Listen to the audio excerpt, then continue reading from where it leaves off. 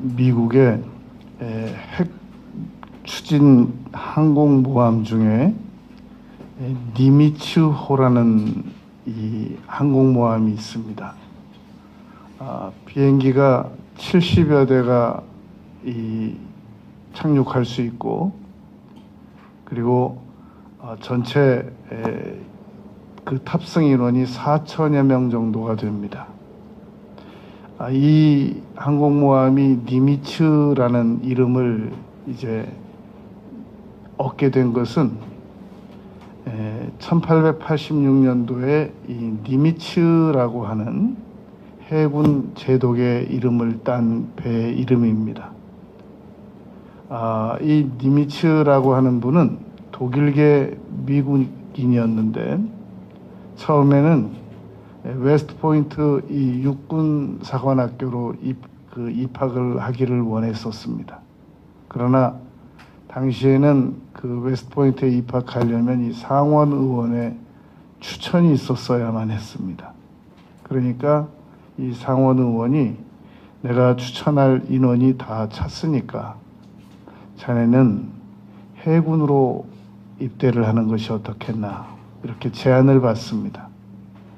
그래서 원치 않게 해군에 입대를 해서, 이제 당시는 항공모함 같은 배가 아닌 1886년도니까 작은 배지만, 그래도 그 배에 해군 최고 사령관이 타게 됐습니다.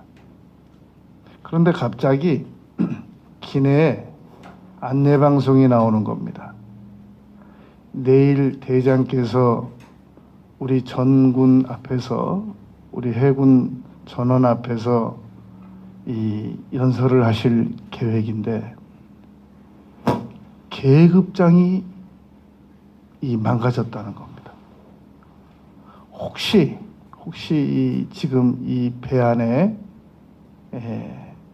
이 대장 계급장이 있는 우리 군인이 있으면 가지고 나와 달라고, 거의 희망이 없는 방송을 합니다. 근데 이 니미츠 소위가 그 방송을 듣자마자, 안내 방송을 듣자마자 이 대장에게 갑니다. 가서 아주 죄송한 표현으로 제가 이 대장 계급장을 가지고 갔습니다, 이렇게 말합니다. 그러니 대장이 자네가 어떻게 대장 계급장을 가지고 있게 됐나 묻습니다. 그랬더니 니미츠가 사실은 이거 제 사랑하는 결혼할 사람이 준 겁니다. 앞으로 저보고 반드시 해군 최고 높은 지위까지 올라가라고 이 계급을 구해다가 주었습니다. 그래서 제가 이것을 간직하고 있는 중입니다. 그 니미츠 소위가 미 역사상 해군 제독, 그때까지는 별 4개가 최고였는데 니미츠 제독이 최초로 별 5개를 달면서 니미츠 해군 최고 제독이 됩니다. 그 후로부터 이 니미츠라고 하는 항공모함 이름이 이 니미츠라는 이름을 달게 되고 얻게 되었다는 겁니다. 여러분, 우리가 사랑의 관계성자들을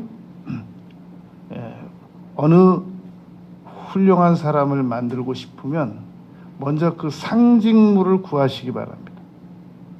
남편을 대통령으로 만들고 싶으면 대통령패를 먼저 구하든지, 내 아들을 원하는 직위가 있으면 그 상징물이 있습니다. 명패든지 계급이든지. 제가 우리 유튜브를 듣는 그 지방의 어느 집사님이, 남편이 그 경찰인데 제가 물어봤어요. 남편의 계급이 얼만큼 되기를 원하냐고, 얼만큼 승진하기를 원하느냐고. 너무 듣고 내가 실망을 했어요. 그래서 그거 좀 올릴 수 없냐, 계급을. 에? 아니, 너무 내가 실망. 그 계급을 좀 올려서 기도를 좀 하면 나도 좀 기도를 좀 해주겠다 그랬어요. 여러분, 노벨상의 평균 연령이 75세입니다. 수상자들이. 그러니까 내가 원하는 남편이 최고로, 그러니까 부인이 최고로 원하는, 내 남편이 이런 사람이 됐으면 좋겠다. 그럼 그 상징물을 구하란 말입니다. 내 아들이 어떤 위치로 올라갔으면 좋겠다. 나중에 이제 그 남편이든지 자녀든지 해서 그 꿈을 능가하면 그건 더 좋은 일이고, 안 되더라도 그만큼을 끌어올릴 수 있단 말입니다. 여러분, 예쁜 집을 가지고 싶으면 예쁜 집을 먼저 그런 샘플을 구하세요. 그래갖고 그 사진을 구하란 말입니다. 냉장고에 붙여 놓으란 말이죠. 맨날 전화 들고 그 건사가 말이야 그랬대잖아, 뭐 집사가 그랬대잖아, 그런 얘기는 하지 말고, 그 좀 시답지 않은 그런 얘기 하지 말고 꿈을 크게 가지란 말입니다. 여러분들이 언젠가 좋은 차를 타고 싶으면 그 차를, 모델을 구하세요. 사진을 잘 찍어서 항상 바라보란 말입니다. 또 그렇다고 또 막 벤틀리 같은 거 막 그런 거 갖다 붙여놓지 말고 좀 자기 수준에서 최고차, 이렇게 기도도 좀 하고. 근데 적어도 나는 내 자녀가 어느 만큼 하나님 앞에 쓰임 받기를 원한다. 구하세요, 상징물을. 그래서 딱 붙여놓고 기도를 드리면 아이들도 본단 말입니다. 우리 엄마 아빠가 나를 얼마나 기대하고 있구나. 내가 적어도 그만큼은 노력을 하고 저만큼 되기 위해서는 내가 그만큼은 공부를 해야 되고, 지금만큼은 해서는 안 되고. 이걸 애를 막 강제로 붙잡아다가 막 아무 꿈도 안 주고 공부만 그냥 하라고 그러면 애들이 공부를 기계적으로 한단 말입니다. 응? 이 큰 배를 만들게 하기, 자녀들에게 큰 배를 만들게 하려면 바다를 보여주라, 그런 말이 있습니다. 그냥 막 육지에다 놓고 막 그냥 계속 공부만 하라고 그러고 막 자는 거 깨우고 그런다고 공부가 되는 게 아니라 아이의 생각을 열어주라는 얘기란 말입니다. 여러분, 오늘 우리는 이 빌립보서에서 3장 12절, 13절, 14절에서 세 가지 말씀을 생각할 겁니다. 첫째는 하나님께서 나에게 원하시는 목표를 정하고 노력하고 살아가라는 겁니다. 3장 12절에 보면 내가 이미 얻었다 함도 아니요 온전히 이루었다 함도 아니라 오직 내가 그리스도 예수께 잡힌 바 된 그것을 잡으려고 달려가노라. 바울 사도께서는 언제 예수님께 잡혔겠습니까? 사도행전 9장에 보면 예수 믿는 사람들 체포하러 가다가 다메섹 도상에서 대낮에 대낮보다 더 밝은 빛에 강력하게 사로잡힙니다. 그 길로 눈이 멀어서 이 사흘 동안 식음을 전폐하고 기도드리다가 아나니아에게 안수받고 눈에 비늘 떨어지고 예수를 주로 모시고 세례받고 즉시로 예수를 주라고 시인하다가 유대인들이 자기 죽이려고 그러니까 광주리 타고 도망가가지고 놀라운 교육을 받고 사도가 된단 말입니다. 이런 바울 사도께서 고린도전서 15장 9절에서 이렇게 말합니다. 나는 사도 중에 가장 작은 자다. 굉장히 겸손하잖아요. 왜냐하면 다메섹 도상에서 고린도전서 15장 9절에서 나는 사도 중에 가장 작은 자라고 말했는데 바로 그 전절 8절에서 뭐라고 말했냐면은 예수님께서 가장 이 만삭되지 못한 나 같은 자에게 맨 나중에 나타났다. 그 말은 무슨 말이냐면 당시에 사도가 되려면 아포스톨로스라고 하는 사도가 되려면 예수님을 친히 목격해야만 사도의 자격을 얻습니다. 그런데 바울 사도 때에는 이미 예수님께서 바울 사도가 다메섹에서 예수님을 만날 때는 이미 예수님께서 지금 하늘에 올라가셔서 그 다메섹 도상에서 부르신 거거든요. 그러니까 세상에 계실 때 12제자들처럼 세상에 계실 때 직접 부르신 게 아니라 바울 사도는 예수님 승천하셔가지고 부르셨단 말입니다. 그러니까 바울 사도는 다른 사람이 그 사실을 인정해 주든지 안 해주든지 맨 마지막으로 나를 만삭되지 못한 자 같은 나를 불렀다라고 고린도전서 15장 8절에서 고백을 했단 말입니다. 그리고 9절에서 고백하기를 자신을 사도 중에 가장 작은 자다라고 고백합니다. 굉장히 겸손하잖아요. 그런데 바울 사도가 그 후에 한 번 더 겸손해집니다. 에베소서 3장 8절에서 이렇게 말합니다. 내가 사도 중에 제일 작은 자가 아니라 성도들 중에서 내가 제일 작은 자다. 옛날에는 자기가 사도들 중에서 제일 작은 자인 줄 알았는데 신앙생활을 하면서 보니까 자기가 성도들 중에서 제일 작은 자다, 못났다 라고 에베소서 3장 8절에서 고백을 합니다. 그게 끝이 아니었습니다. 나중에 디모데, 아들 같은 디모데에게 편지를 보낼 때 디모데전서 1장 15절에서 뭐라고 말하냐면 내가 성도들 중에서 제일 작은 자일 줄 알았는데 세상을 이만큼 살고 보니까 내가 죄인들 중에서 제일 나쁜 사람이다. 내가 죄인들 중에서 제일 흉악한 괴수다 라고 고백을 했단 말입니다. 그래서 바울 사도의 고린도전서 15장 9절, 에베소서 3장 8절, 디모데전서 1장 15절 말씀은 아주 유명한 바울 사도의 3단 고백입니다. 이런 바울 사도께서 예수께 잡혔다는 말입니다.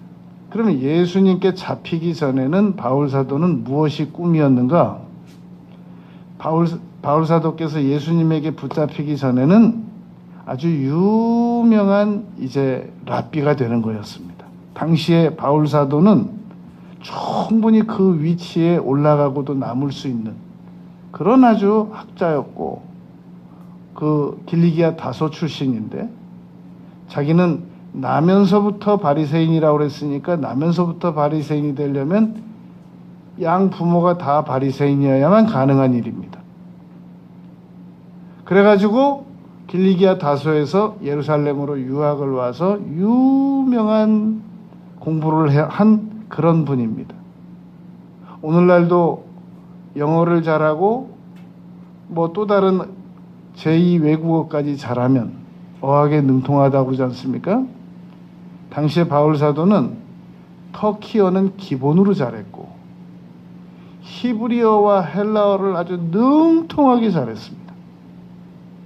그래서 구약 성경 전체를 아우르는 놀라운 그런 학자였단 말입니다. 그런데 다메섹 도상에서 예수님에게 강력하게 붙잡힘으로 말미암아 방향을 전환합니다. 이방인들에게 복음을 전하는 사도로 전혀 계획이 없었던 자기가 아주 원수로 알던 이방인들에게 복음을 전하는 사도로 전향을 합니다.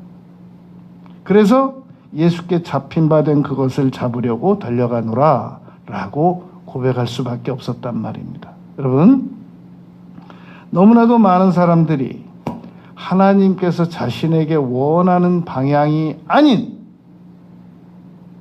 자기가 원하는 방향으로 방향을 정하고 푯대를 정하고 추진해 나가는 상황이 있습니다. 열심히 노력은 하는데 나가지질 않아요. 여러분, 이건 다 주의 종 되라는 말이 아닌 거예요. 주의 종은 여러분 자원한다고 되지 않아요. 하나님께서 차출입니다. 그러니까 아무나 주의 종 되려고 해서도 안 되고, 그거는 자꾸 욕심 있는 사람들이 우리 아들은 이것도 안 되고 저것도 안 되고 그러니까 목사님 됐으면 좋겠다 그러는데, 그건 아주 망령스러운 말인 거예요. 그건 잘못된 말인 거예요. 옛날에 아주 아무것도 못하는 분들을 막 신학교에 막 보내가지고, 여러분 신학교에 들어와서 공부를 제대로 해보려고 그러면 너무너무 어려워서 의사된 분이 있어요. 그 의사가 뭐라고 말하냐면, 그 의사가 자기 부인을 신학교 보냈어요. 지금 그 의사가 하는 말이 있어요. 자기는 정말 신학이 그렇게 어려운지 몰랐대요. 그래서 막 그런 신학교에다가 막 지능 떨어지고 어눌하고 그런 분들을 함부로 보내려고 그러면 그건 정말 잘못된 생각인 거예요. 제가 신학을 해보니까 이거는 사람이 할 수 있는 일이 아니에요. 너무너무 어려워요. 너무너무. 제가 여러분들에게 무슨 말씀을 전할 때는 무엇을 내가 알고 있는 걸 전하려고 하지 않고 여러분들이 알아들을 수 있는 것만 전하는 거예요. 여러분들이 듣고 난해해야 하는 거는 저는 한마디도 하고 싶지 않아요. 근데 그걸 신학도는 또 다뤄야 돼요. 알아야 돼요. 여러분, 너무나도 많은 사람들이 자기가 하나님께서 나에게 무엇을 원하실까 이걸 궁금해하진 않아요. 왜냐하면 전부 다 당신 내가 뭐 됐으면 좋겠어? 우리 엄마 아빠가 나를 뭘 되기를 원하시는데, 요즘 세상의 트렌드가 뭐가 방향이 좋다는데, 전부 이런 쪽으로 관심을 기울이면서 살아나갑니다. 되는 게 없어요. 별로. 경쟁률이 너무 높고, 하나님께서 세상 사람들이 좋아하는 방향인데도 너는 그쪽으로 나가라 그러면 그 사람 잘 돼요. 하나님께서 원하시는 거니까. 근데 하나님께서 원하시지도 않는데 세상 사람들이 선호하는 직업이라고 해서 그리로 나가면 이 사람은 아주 근근히 밥 먹고 살아요. 그렇다고 해서 하나님께서 원하시는 쪽으로 나가면 아주 비천해, 그거 아니에요. 반드시 그쪽에서 머리 되되 꼴이 되지 않게 해주신단 말입니다. 그거 못 믿어요. 안 믿어지는 거예요. 여러분, 바울 사도께서 유명한 랍비가 됐다고 해보세요. 그건 그냥 묻히는 거예요. 여러분, 베드로가 유명한 고기잡이가 되고 유명한 선장이 됐다고 해보세요. 베드로 성당이 어디 지어져요? 그냥 나룻배 하나 가지고 고기 잡던 사람으로 끝나는 거예요. 근데 예수님께 나와서 헌신했고, 그것도 도망갔잖아요. 또 고기 잡으러. 그것도 다시 가서 또 붙잡았잖아요. 바다 위까지 걸은 경험이 있던 사람이 예수님 3번 부인이나 했잖아요. 또 붙잡았잖아요. 그런 사람이 베드로 성당이 지어진 거예요. 하나님께서 원하시는 대로 나가라고 한다고 해서 아주 무명해지고,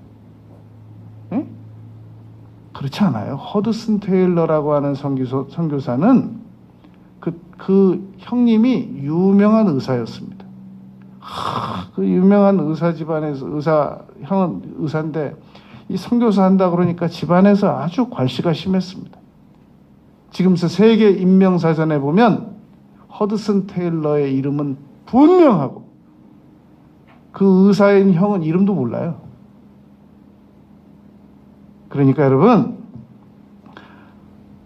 하나님께서 내 남편을 어디로 나가기를 원하시는가? 거기에 관심을 둬야 돼요.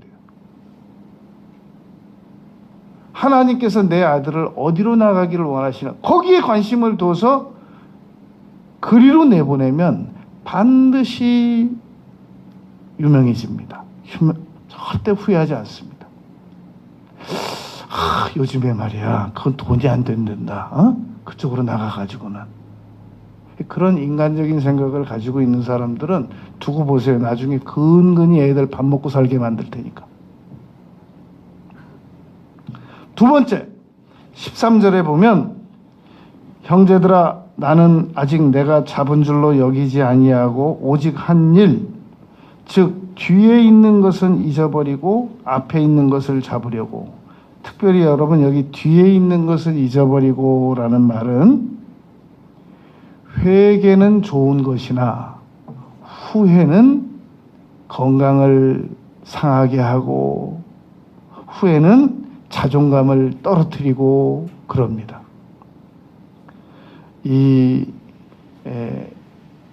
그 유명한 기독교 채널에서 간증으로 나왔던 일인데요. 이 사람은 아버지를 죽이고 감옥을 갔습니다. 아버지를 죽였으니까 사형이죠. 그런데 이 사람이 그 감옥 안에 가서 예수님을 믿었어요. 그래서 사형 집행 전에 꿈을 꾸었는데 예수님 자기가 목이 잘려가지고 줄로 목 조르는 걸로 사형 선고를 받는데 목을 졸라서 사형 선고를 받고 목이 딱 떨어져서 보니까 예수님 목이더래요. 꿈에. 그때부터 사흘 밤낮을 울고 난 아버지 죽인 죄인이라고 그러고 회개를 하고 감옥 안에서 600명을 전도를 합니다. 그리고 거기서 사형에서 무기로 감형이 되고. 여러분 우리가 뒤에 있는 것을 왜 잊어버려야 되느냐면 우리 뒤에 있는 건 우리는 너무너무 후회가 많아요. 그래가지고 사람들이 다 거기서 거기로 보편적으로 살아가거든요. 괜찮아 보이는 사람들도 여러분 진짜 간증은 못하는 거예요. 뭐 사람들 나와서 막 간증한다고 그러잖아요. 근데 진짜 간증은 못합니다. 자기하고 하나님만 알고 있지. 그러니까 다 누가 와서 막 간증하고 돌아다닌다고 그래도 그거 다 표면적 간증입니다. 그러니까 뒤에 있는 것은 잊어버려도 되는 게 사람은 다 거기서 거긴 거예요. 로마서 3장 10절 23절에 사람은 하나님의 기준대로 못 살아간단 말입니다. 저 정도는 돼야 예수님 믿을 것 같아. 나는 세상에 나 같은 사람은 교회도 못 갈 것 같아. 그래가지고 막 그 사람들을 조금만 죄 짓고 그런 사람들은 아주 막 거리 두고 무시하고 그런데 똑같은 사람이거든요. 여러분 의사 선생님들은 아무리 사람이 병이 없다고 해도 안 믿어요. 왜냐하면 자기들이 전공해 보니까 사람은 병이 없을 수가 없게 돼 있거든요. 신학을 제대로 공부한 사람들은 여러분 죄 없다는 사람은 기대를 안 해요. 아예 기대를 안 해요. 그럴 수가 없어요. 사람은 죄가 없을 수가 없어요. 성경을 제대로 아는 사람은 인간은 죄가 없을 수가 없어요. 다 죄인인 거예요. 그러니까 뒤에 있는 것은 잊어버려도 되는 게 내가 옛날에 이런 죄를 지었는데 내가 감히 하나님 앞에 나올 수 있을까? 다 거기서 거기니까 마음 놓고 나오라는 거예요. 제가 청년 때 고속버스 터미널에서 어느 택시를 타가지고 택시 기사님에게 전도를 했더니 저 쳐다보지도 않아요. 깊은 한숨을 쉬면서 저는 예수님 못 믿습니다. 그래요. 왜 못 믿으시나요? 저는 하나님께 도저히 용서받을 수 없는 죄를 지은 사람입니다. 여러분 그때가 언젠데 제가 아직도 그 장면을 기억하겠어요. 사람들은 그런단 말입니다. 바울 사도가 스데반 죽이는데 증인 선 사람이에요. 사실상 스데반을 돌로 쳐 죽인 사람과 같은 살인자입니다. 모세만 사람 죽여서 땅에 묻은 게 아니에요. 사도 바울도 스데반을 땅에 묻은 사람이에요. 살인자입니다. 유명한 랍비가 될 뻔했지만 살인자거든요. 뒤에 있는 거 잊어버리겠다 그러잖아요. 왜냐하면 뒤에 있는 걸 내가 기억을 해가지고 자존감이 높아진다거나 뒤에 있는 걸 내가 기억해가지고 더 양심적인 사람이 된다거나 뒤에 있는 일을 기억해가지고 후회해가지고 내가 더 훌륭한 사람이 된다면 해야죠. 그래서 바울 사도께서 고린도 후서 7장 10절에서 이렇게 말씀했습니다. 하나님의 뜻대로 하는 근심은, 하나님께서 원하시는 근심은 후회가 아니고 회개다. 고린도 후서 7장 10절에서 분명하게 말씀했단 말입니다. 그러므로 형제들아, 나는 아직 내가 잡은 줄로 여기지 아니하고, 12절에서 잡혔다 그랬잖아요. 예수께서 잡힌 바 돼가지고 예수님께서 잡으라고 한 걸 내가 잡았는데 나는 아직도 완전히 잡은 줄로 여기지 아니하고 앞에 있는 것을 잡으려고 뒤에 괭이 잡고 쟁기 잡고 뒤 돌아보지 말라고 그러잖아요. 삐뚤삐뚤 된대요. 그래서 우리는 앞으로 무슨 일을 해야 되느냐면 마태복음 6장 33절 말씀처럼 그의 나라와 그의 의, 하나님께서 올바르게 여기시는 일, 그 일을 우리가 잡혀서 나가야 된단 말입니다. 여러분, 미국에서 역사상 줄타기를 제일 잘한 사람이 블론딘이라고 하는 사람입니다. 이분은 스페인계 미국인입니다. 옛날엔 미국이 인구가 부족했으니까 아시아에서도 대거 미국으로 들어가고 아프리카에서도 대거 들어가고 스페인에서도 대거 들어가고 독일에서도 대거 들어가고 영국에서도 대거 들어가서 더 유나이티드 스테이트 오브 아메리카가 된 거잖아요. 미국이 원래 원주민들은 12%밖에 안 된다는 거예요. 그런데 찰스 브론딘이라고 하는 이 프랑스계 미국인인데 1824년 2월 28일 출생인데 1897년 2월 22일 날 이 천국 간분입니다. 이분이 나이아가라 폭포를 총 8번을 왕복을 합니다. 그 나이아가라 폭포 가보신 분 많이 있으시죠? 그 나이아가라 폭포가 얼마나 넓어요. 그걸 줄을 걸고 그거를 8번을 왕복했단 말입니다. 그 8번 중에 한 번은 한 번 외쳤어요. 여러분, 제가 이 나이아가라 폭포 이 줄을 이번에도 무사히 건너갔다 올 거라고 믿으시는 분 손 들어보시기 바랍니다. 다 들었어요. 다 믿잖아요. 그러면 한 사람 나와서 내 등에 업히시기 바랍니다. 한 사람도 안 나왔어요. 믿는 것과 행동은 다르단 말입니다. 그래가지고 이 브론딘이 건너간다고 그러니까 왕복한다고 할 때 그 죄 없는 매니저가 등에 업혀가지고 건너갔다 왔잖아요.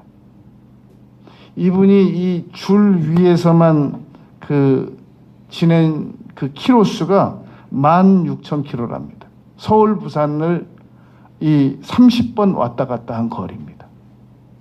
여러분, 많은 사람들이 하나님의 뜻대로 나가면 잘 될 거라고 믿어요. 그러나 두려워서 못 나갑니다. 내가 지금까지 배운 게 이건데 아무리 하나님 뜻이라고 그러지만 내가 어떻게 나갈 수가 있어. 내가 지금까지 이미 들어선 길이 여긴데 내가 어떻게 이 상황에서 괜히 이 방향 전환했다가 오히려 여기서 더 안 되면 어떡해. 두려워서 못 나가요. 바울 사도는 그런 면에서 용감한 사람이죠. 나는 내가 옛날에 하던 것 다 그만두고 예수께 잡힌 바 된 그것을 잡으려고 나는 나아간다. 여러분, 용기 내는 건 간단해요. 이렇게 여쭤보면 돼요. 하나님, 제가 앞으로 남은 생애 동안 뭘 할까요? 간단해요. 너 지금 하던 거 계속해라. 거의 이 대답이 70%입니다. 나머지 한 10% 정도만 너는 그 길이 아니야. 지금 네가 나가는 길은 내가 원하는 길이 아니야. 내가 원하는 길은 네가 결단하면 내가 보여줄 거야. 이 한 10% 정도는 하나님께서 방향 전환을 시키시는 사람들이 있습니다. 못 물어봐요. 무서워서. 네. 이거 아무리 말해줘도 여러분 이거 10,000명에 1명도 못 물어봅니다. 무섭거든요.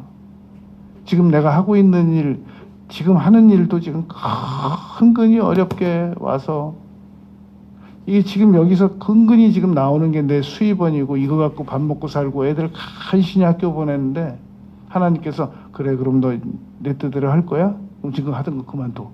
무서워서 못 물어본단 말이죠. 그러니까 이 브론딩이 그 외줄로 나이아가라 갔다 올 거 의심하는 사람이 없어요. 등에 타라면 한 사람도 안 타는 것처럼 하나님 뜻이 좋은 거 알아요. 순종하라 그러면 한 사람도 무서워서 못해요. 그게 쉽지 않단 말입니다. 그런 걸로 볼 때 물 떠다 주면서 포도주로 변할 거라고 믿고 떠다 준 하인들은 대단한 겁니다.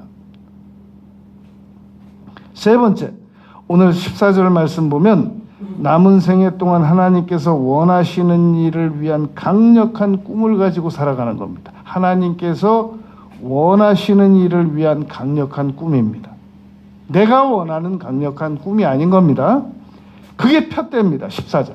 푯대를 향하여 그리스도 예수 안에서 하나님이 위에서 부르신 부름의 상을 위하여. 여러분, 하나님께서 우리에게 원하시는 일을 나가면 혜택이 두 개입니다. 하나는 하나님께서 정해주시는 푯대를 향해서 나가면 천국에서도 상을 받고 세상에서도 결코 비천해지지 않습니다.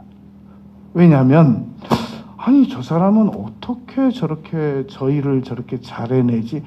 잘할 수밖에. 하나님이 지원을 해주시는데 하나님께서 여러분 너 이 일 해라 그러고 지시만 하시고 지원은 안 해주시겠습니까? 아니 나 왜 여러분 하나님께서 너 이 일 해라 라고 어느 부모가 네가 원하는 거 하지 말고 이 일 해. 그러고 세상에 지원 안 해주는 부모가 어디 있겠습니까? 우리가 하나님께서 지시하시는 일을 나가면 두려운 게 하나님께서 지시만 하고 지원은 안 해주실까 봐. 지시만 하시고 내 능력으로 알아서 하라고 내버려 두실까 봐 두려워하는데 천만에요. 하나님께서 나가라고 하는 방향으로 나가면 끝까지 지원하신단 말입니다. 그리고 막 놀라운 일들이 생겨진단 말입니다. 그래서 푯대를 향하여 그리스도 예수 안에서 하나님이 위에서 부르신 부름의 상을 위해 천국 상도 받아요. 그러니까 여러분 시편 81편 10절에 내 입을 넓게 열라 내가 채우리라는 말은 하나님께서 원하시는 방향으로 나가면서 입을 넓게 열을 때 내가 채운다는 거지, 하나님께서 원하시지도 않는 방향으로 나가면서 입을 넓게 연다고 하나님께서 채우겠냔 말입니다. 채우면 점점 더 하나님 원치 않으시는 방향으로 나갈 것인데 말입니다. 그러니까 여러분 이제부터라도 우리는 남은 생애 동안 하나님께서 원하시는 일이 무엇인가 잘 예의주시하면서 그리로 자꾸 방향을 잡아나가야 됩니다. 우리가 목적지를 향해서 내비게이션을 맞췄는데 내비가 가자고 하는 대로 안 가고 길을 넘어서면 자동으로 다시 또 내비가 다시 안내를 한단 말이죠. 또 지나치면 유턴을 시켜서라도 자기 원하는 쪽으로 안내를 한단 말입니다. 우리가 하나님께서 원하시는 방향으로 어차피 사람은 이 세상에 태어나서 우리가 태어났어요.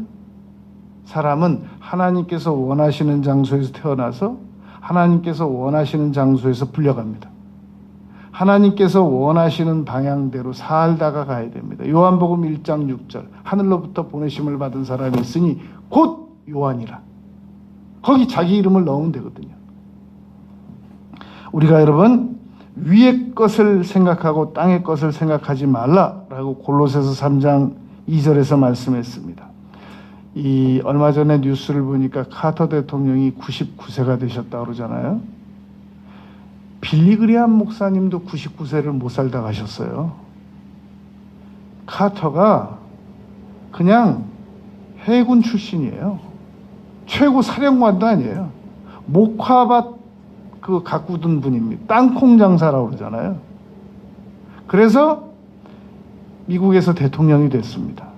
그때 당시 미국인들이 정말 미국 정치인들에게 아주 환멸을 느낄 때 그 타이밍에 나왔기 때문에 타이밍의 법칙이라는 말도 히트를 시킨 장본인이 카터입니다.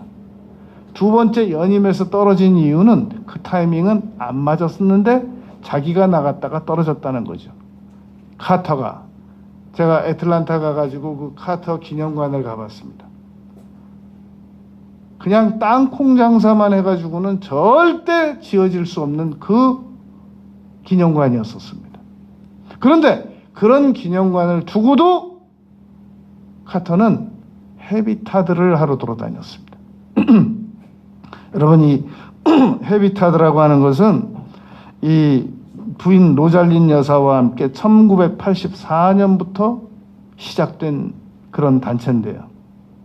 집 없는 사람들, 서식지, 주거지라는 뜻을 가지고 있는 이 헤비타드는 35년 이상을 계속 목수처럼 뒤에다가 이거 차고 망치 들고 다니면서 집 지어주고 안 데려가시잖아요, 하나님께서. 이런 일에 나서지 않는 사람들은 그냥 빌리 그리함 목사님도 불러가셨다니까요. 일찍. 그 세계적인 주의 정도. 남의 가난한 사람들 집 지어주러 다니고 있는 카터는 아직도 살려두셨어요. 아직도. 그러니까 우리가 여러분 세상에서 나 밥 먹고 기본적으로 나 밥 먹고 사는 거 빼고는 전부 남을 위해서 노력해야 돼요. 그걸 우리 첫째한테 이거 물려주고 둘째한테 이거 물려주고 셋째한테 이거 물려주고 그리고 끝날 줄 알았더니 이거 손주한테 이거 물려주고 그런 사람들은 평균 보니까 거의 한 70대 다 불러가시더라고요. 병 많이 겪다가. 다른 사람을 위해서 뭔가 노력하는 사람은 99세까지도 살려두시는 거예요, 하나님께서. 저 아세아 연합신학대학교의 한철아 총장님은 이 소천할 때 재산을 전부 그 학교에다 물려주고 가가지고 자식들하고 원수가 됐어요. 그런데도 그 한철아 총장이 자식들한테 돈 하나도 안 물려줬어요. 왜냐하면 자기가 하나님께 쌓아놓은 상급으로 하나님께서 자기 자식들 먹여 살릴 거라고 믿어요. 그리고 자기 그 얼마 안 되는 거 그거 가지고 또 자식들한테 또 주고 가면 자기 명예가 어떻게 되겠냐는 거예요. 나중에 여러분 제가 김삼원 목사님에게 얘기 듣고 아주 감동을 받은 얘기가 하나 있어요. 인절미를 만들고 있었대요. 응? 인절미를. 그래가지고 이제 그 어느 며느리가 인절미를 만들고 있는데 인절미 만들던 인절미를 가지고 자기 남편이 오니까 만들다 말고 그걸 입에다 넣어주더래요. 시아버지가 옆에서 보고 있는데 시아버지는 안 주더래요. 왜? 너무 며느리가 깊은 뜻을 가지고 있는 거예요. 시아버지는 정식으로 그릇에다가 잘 드려야 되니까. 근데 그 시기에 시어머니가 오셨대요. 시어머니가 오시더니 며느리가 만드는 그 인절미에서 하나 뚝 떼가지고 시아버지 입에다 딱 넣어드렸대요. 시아버지가 너만 각시 있냐 이놈아 나도 각시 있다 그랬다는 말이 있다는 거예요.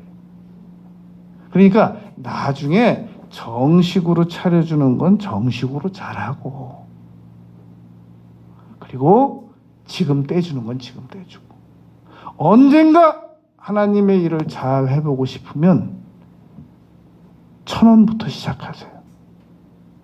막 엄청난 1억을 바치려고 그러고 10억을 바치려고 하지 말고, 하나님, 제가 하나님께 물질로 봉사하고 싶은데요, 지금은 제가 돈이 1,000원밖에 없어요. 그럼 하나님께서 다음에는 10,000원을 드릴 수 있게 해주세요. 그 사람이 10,000원을 드릴 수 있게 해준다는 얘기는 하나님께서 부수적인 걸 막 주신다는 거예요. 그 10,000원을 드리면 다음에는 100,000원을 드릴 수 있게 해주세요. 내가 말이 막 돈만 벌면 내가 막 예배당 건축할 거고, 막 돈만 벌면 내가 막 하나님 일 엄청 할 거고, 좀 제발 좀 그러지. 목사는 여러분 그런 사람들 너무 많이 만나요. 목사가 주문 만나는 사람들이 그런 사람들이에요. 딱 보면 알아요. 그 말이 가짜인지 이루어지겠다 안 이루어지겠다는 건지. 목사는 누구 말을 믿느냐? 오늘 1,000원 드리는 사람 말을 믿어요. 나중에 엄청난 거 드리겠다는 사람은 안 믿어지는 걸 어떻게 안 믿어지는 걸요?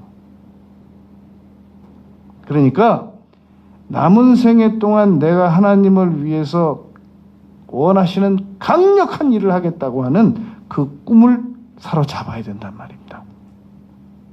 여러분, 열왕기 하 5장에 보면 엘리사 시대 때 이 시리아 이 나아만 장군이라고 하는 사람이 문두병에 걸렸어요. 근데 그 이스라엘에서 붙잡아온 여종이, 무슨 장군도 아니고 이스라엘에서 붙잡혀온 여종이, 우리 주인이 우리나라 안에 있는 엘리사 선지자를 한 번만 만났으면 좋겠습니다. 그러면 우리 주인의 나병이 나아질 것 같습니다. 아니, 어디 들을 말이 없다고 여러분, 자기 집에 붙잡혀온 여종 말이 믿어지겠습니까? 그런데 하나님께 쓰임을 받고 크게 성공하는 사람들은 누가 하는 말도 중요한 말은 놓치지 않는 특징이 있습니다. 그래서 그 길로 엄청난 재물을 가지고, 옷과 돈을 가지고, 금은을 가지고 엘리사 선지자를 만나러 갑니다. 나머지 내용은 우리가 알고 있는 대로입니다. 나와보지도 않았고, 종에게, 게하시에게 얘기했고, 요단강 가서 7번 씻으라고 그랬고, 화가 나서 가려고 했는데 참모가 기가 막혀요. 나병만 나을 수 있다면 이거보다 더 수치스러운 얘기도 들어야 되지 않겠습니까? 놀라운 말입니다. 여러분, 남편 성공 못 시키는 부인들은 정말 입이 미련한 사람들이에요. 이 세상에 부인 말 안 듣는 남편 없어요. 백인머리 송사라고 그러잖아요. 그런데 남편이 성공을 못해. 부인 입이 잘못된 거예요. 하나님께서 주시는 메시지로 전달만 하면 남편은 반드시 잘 되게 돼 있어요. 입에다 손을 넣고 기도를 이렇게 많이 하세요. 부인들은 입에다 손을 넣고, 하나님, 입이 지혜로워지게 해주세요. 제발 불필요한 말은 안 하게 해주세요. 정말 쓸만한 말만 하게 해주세요. 입에다 손 얹고 기도를 하세요. 아무도 없을 때. 반드시 효력이 있어요. 여종이 하는 말도 효력이 있어가지고, 나아만이 그 길로 가가지고 요단강 가서 7번 씻고 나와버렸잖아요. 너무 고마우니까 옷 가지고 간 거, 금 가지고 간 거 다 좀 주고, 한 푼도 안 받았어요, 나아만이. 혹시라도 그거 받으면 그거 받은 거 갖고 나아만이 쌤 할까봐. 열왕기상 18장 44절에 보면 엘리야가 하나님께서 지시하신 대로 열심히 기도했습니다. 그런데 비가 안 오는 거예요. 7번째까지 기도를 해도, 6번째까지 기도를 해도 비가 안 와서 7번째 종을 올려보냈더니 손바닥만한 구름이 하나 보이나이다 라고 말합니다. 여러분, 하나님께서는 사인을 주시는 분이에요. 보물찾기처럼 네가 알아서 가, 찾아서 가, 그렇게 말씀하시는 분이 아니란 말입니다. 계속 힌트를 주시는 분입니다. 우리가 하나님의 뜻대로 살아나가기로 결심하고 결단만 하면 하나님께서 계속 힌트를 주세요. 그래서 마침내 놀라운 자리에 도달하게 만들어 주십니다. 여러분, 우리가 한 해를 정리하고 있습니다. 올 한 해 동안 하나님의 뜻대로 미처 다 살지 못했다고 할지라도 우리에게 또 2024년이라고 하는 하나님께서 기회를 주고 계십니다. 바울 사도가 한 세기를 살면서 가장 마지막에 사도가 됐지만 가장 훌륭한 사도가 됐던 것처럼 우리가 남은 생에 하나님께 강력하게 붙잡힘을 받고 쓰임을 받으면 놀라운 하나님의 사랑받는 자녀가 될 것입니다. 기도드리겠습니다. 아버지 하나님, 바울 사도께서 하나님께 부름을 받아 쓰임 받았던 것을 깊이 명심하도록 하겠습니다. 예수님 이름으로 기도드렸습니다. 아멘.